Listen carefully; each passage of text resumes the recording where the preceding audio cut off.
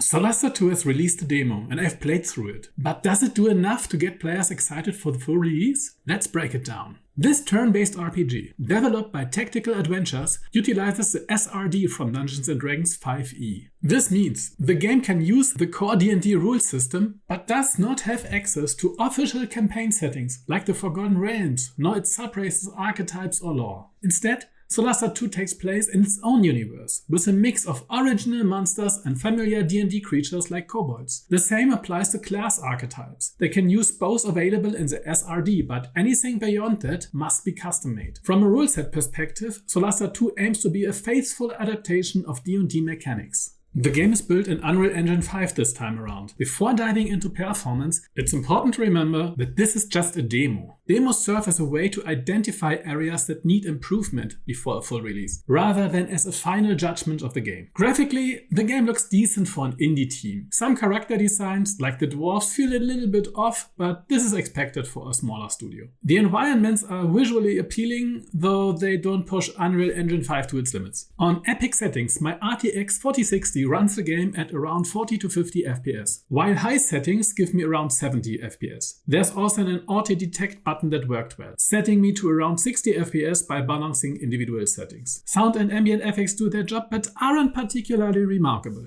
Combat felt solid and aimed to be a true 2 D&D experience. If you enjoy D&D combat, you will likely appreciate the system here. The magic effects aren't breathtaking, but don't feel cheap either. They get the job done. Lighting and colors are not photorealistic. The vegetation is lush, but the narrow color palette and repetitive sand textures make it clear that this isn't a AAA level production. Asset variety is moderate, not bare bones, but certainly not an environment built with dozens of unique props per scene. The demo had a fair share of rough edges, including looted objects remained highlighted when pressing Alt, making it hard to identify unlooted items. When pathfinding fails due to distance or obstacles, the group simply doesn't move, with no feedback indicating why. A climbable barrier in one combat encounter didn't respond to movement inputs until the turn started right in front of it. Opening the map had a noticeable delay. Some NPCs and enemies took too long to take their turns. It wasn't clearly indicated which resources recovered from short rest versus long rests. None of these issues are game-breaking, but they contribute to an overall unpolished feel. Fine-tuning and quality of life improvements are necessary before release. I experienced no crashes during my playthrough. The demo follows a 4-character team, later joined by a 5th member. It features several small skirmishes and one notable dialogue encounter with kobolds, where you can choose to fight them or persuade them to join you in the final battle. Dialogues were structured so that all 4 characters had something to say, which added to the feeling of controlling an actual team rather than just one protagonist. A contrast to games like Baldur's Gate 3, where conservations tend to center on a single character. The inventory system is per character, and I couldn't find a way to view my entire team's inventory at once, making item management feel unnecessarily complicated. Short rests could be taken anywhere outside of battle, while long rests required a campfire and consumed rations. The final fight was by far the highlight of the demo. After rushing a large pillar, you had to survive waves of enemy while platforms marked by a crystal were gradually destroyed. The pillar lost HP each turn, but you could use an action to heal it and slow its destruction, adding a layer of strategy to the fight. This encounter gave me hope that the game will feature more intense, engaging combat moments. However, the rest of the demo's battles were fairly shallow. The demo only provided a pre-made selection of 4 characters. Joralas, Elf Sorcerer, Mana Painter Origin,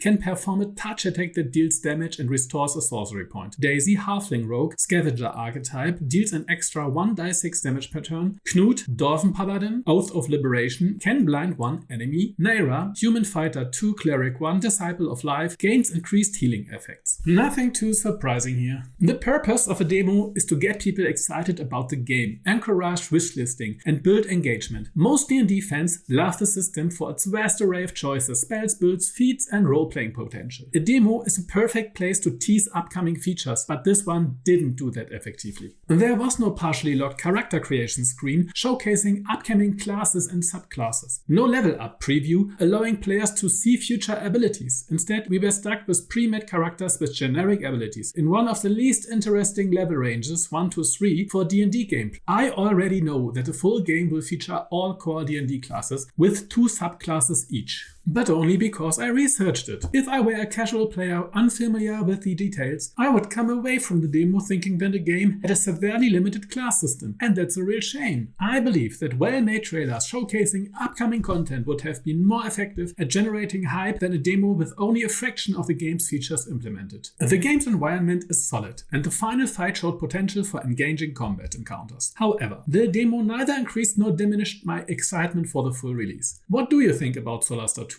Are you excited? Did you play the demo? What were your first impressions? If you enjoy in-depth RPG discussions, be sure to like, subscribe, and have fun gaming.